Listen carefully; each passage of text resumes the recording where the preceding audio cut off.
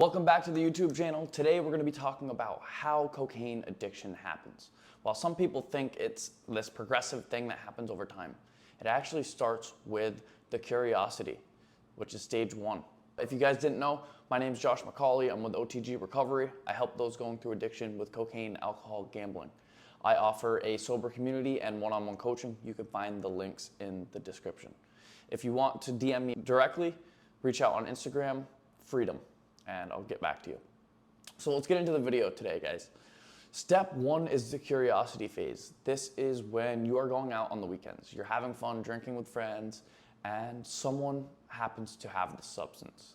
It was something you had always been skeptical about. You had heard things about it, but you know what? You're out having fun. You caved in and tried it. It's this new fun thing in your life. Now, this was something that I had tried before when I was younger, maybe 18, 19, 20. And it had never become a habit. But at around 22, 23, a girl dropped a coat off at my house. It was left in the coat. I'm like, you know what? I'll try it. And I started using it more and more often. It was this fun new thing. I was meeting new friends. I wasn't getting blackout drunk anymore, and it was great. Step two is that social reinforcement loop, where you are finding yourself using it now every single weekend, or every time you drink, you are using. Why?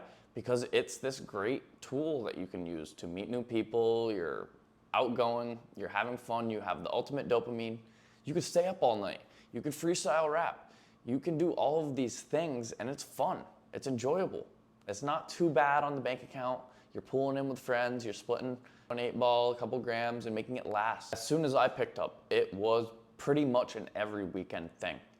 And we made it a point to just keep it to the weekends, that we weren't gonna let it get out of hand. If it was on the weekends, it was okay. As long as we were going out, it was okay.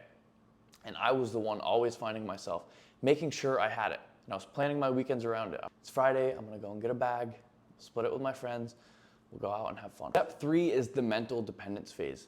This is the phase where it goes unknown. It's this new part of your life, you're forming an identity around it because you're using more. You start attracting people who use, and you might notice that you're having different types of friends, or you're not hanging out with friends who don't use anymore because they're not a part of that lifestyle. And you'll slowly start to notice these changes. You'll start to think about it more during the week. You might become a little irritable without it. You'll start planning your weekends around it. And you might even tell yourself, all right, I'm gonna stop next weekend. I don't need this anymore. It's kind of going out of my budget range. It's not okay. Now, step four is the dangerous one. This is the solo line, when you form that relationship with the substance alone. This might be on a Wednesday or Thursday after work, and you go and get a bag, and it's kind of crossing a boundary that you had set for yourself, and your friends might judge you if you were to do that. So you keep it to yourself. You get a little bag, you go and use it, whether it's you use it before cleaning your house, whether you use it while you're playing Xbox with friends. You form that relationship using it alone, and it is extremely dangerous. You are no longer using it as a party tool. You are using it to cope with the stresses and the anxiety of your life.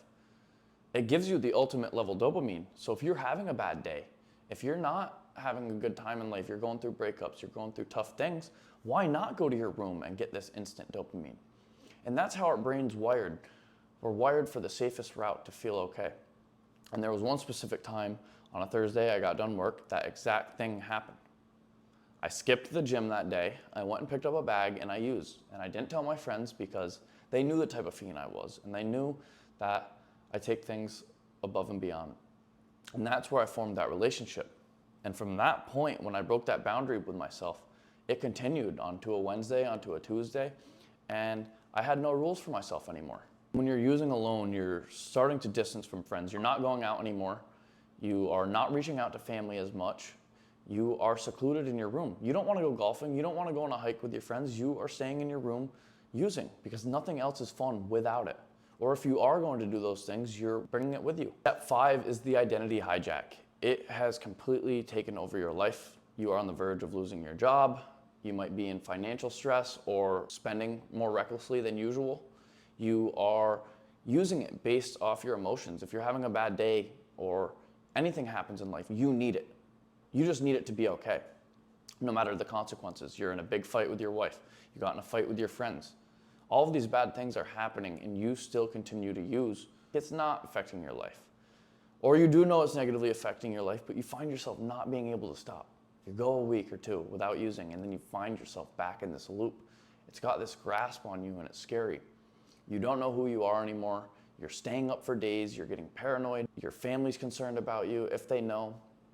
It's just a horrible place to be in. You desperately want to stop, but no matter how hard you try, you can't. You feel like there's no one to talk to. You feel like there's no one to reach out to, and you are in a hole. Lowest I had ever felt, I was in cocaine addiction. I was in gambling addiction.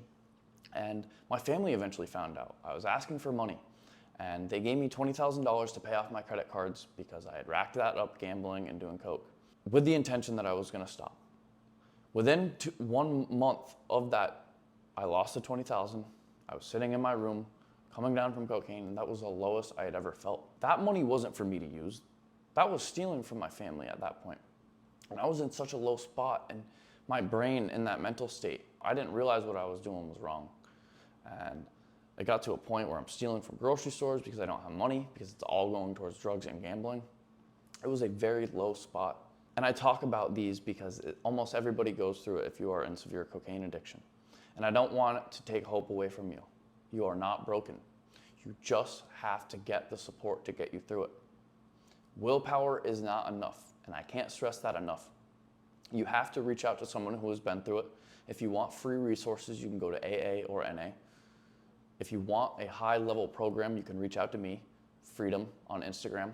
I have one-on-one coaching, and I also have a sober school community. I want you to know, your life is a story. This is just one chapter. Are you ready to write the next? Show the comeback. Show people who you truly are. Show yourself who you are.